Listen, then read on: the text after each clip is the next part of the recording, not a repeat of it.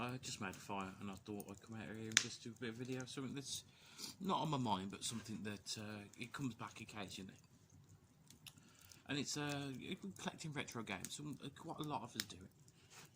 How many of you have got to the point sometimes when you just absolutely sick to death, get fed up of the collecting?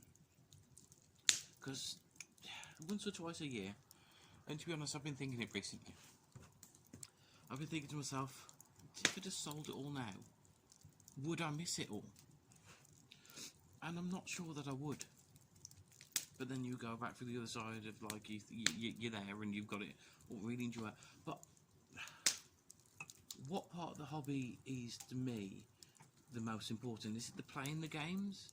Is it the, you know, getting lots and lots of games? And I think for me, what I love is the hunt for the games. How many of you have had like a bucket list item? Like, oh, I'd really love to get, say, like a Vectrex or a, you know, in television or CD32. For me, it was the CD32. Right, and all the Amigas and everything else, because all the stuff that I had.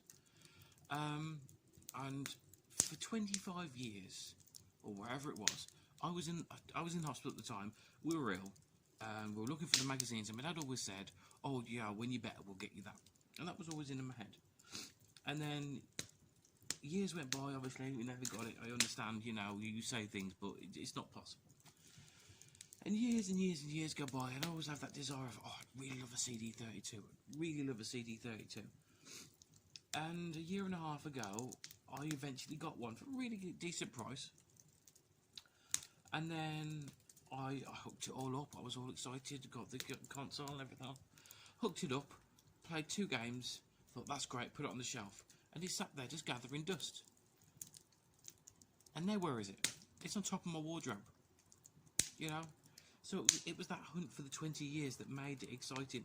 And now I have it. Would I miss it if it wasn't there? I don't know. Same with the Vectrex. But then again, with the Vectrex for me, it wasn't something I wanted for ages. And now a lot of people, that's really like a holy grail kind of like item to have. I played one, say, 2 years ago at Revival. And absolutely, it blew me away, if you know what I mean, of just like how good it was. So I went, I hunted for one, I found one, and I got it. And I got it fairly quickly. And again, it's just on the shelf. You see it in the back of the videos. It hasn't moved from that spot for a very long time. So, would I miss it if it wasn't there? Would I miss it if my collection all just disappeared? Would I get more enjoyment if I sold it all and started again with hunting? And then you have to look at the flip side of that, of like, well, maybe like 10 years ago you could have done that, or, you know, 20 years ago, not a problem. But the way retro gaming prices are at the moment, I think selling off your entire collection and starting again from scratch is just not a very wise thing to do. So I'm interested to know your thoughts on this. Would you miss your collection if you sold it all? And I know some of you have in the past. I know Generation Pixel said he sold off all of his and he's slowly building back up again. So how did you feel when you did sell it all off? Did you miss it at all? Could I be quite as happy with emulation, or just having like an Xbox or something like that? And then you also go to the other side of the collecting. It's like you amass so many games and so many consoles. At one point I was up to about probably just over 100 different consoles and computers. And that's just unrealistic. You ain't going to play them all. I went for every single spectrum, right? I went from everything from the ZX80 all the way to, I think it was the Plus 3. I know the chase was amazing. I loved the chase, the hunt, and everything else. When I was sent the ZX80, I mean, you can't do very much with it. Just in case you just get out and look at it. And then when I did finally complete the set, and I took a picture of it, and I think I've showed it to a few of you before, that it was great. And then I look and go, all of these play exactly the same games. I could just have a Spectrum Plus 2 hooked up all the time, and it would play 75-80% of every game, Spectrum game. So I did sell them. I did. I sold my box toast rack. I don't regret selling that. That paid for my wife's Switch one Christmas and some other bits.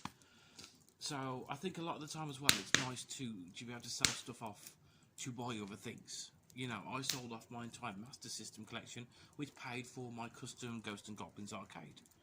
So that's sort of reinvesting. But if I went into a games room now and there were just bare walls on there, apart from like a TV and sort of one console set up, would I feel bad? I don't think I would. But then again, you know, you can go backwards and forwards in this all day, and I do think this quite a lot myself. So yeah, that was just what was on my mind. What do you think? If you sold off all your collection today, would you miss it? And what part of the hobby are you most passionate about? Is it the playing the games? Is it the collecting? Is it the hunt? I've always said as well, with collecting games and consoles for me was a way to stop me gambling, which then it just becomes something else. So, but at the end of the day, I can still, if I needed to, sell them off. So yeah, what's your thought on this? This was just a Fireside Ramble, because why the hell not? Right guys, I will catch you all again next time, because this fire is slowly dying down. I'm going to finish my beer, and I'll catch you all again next time.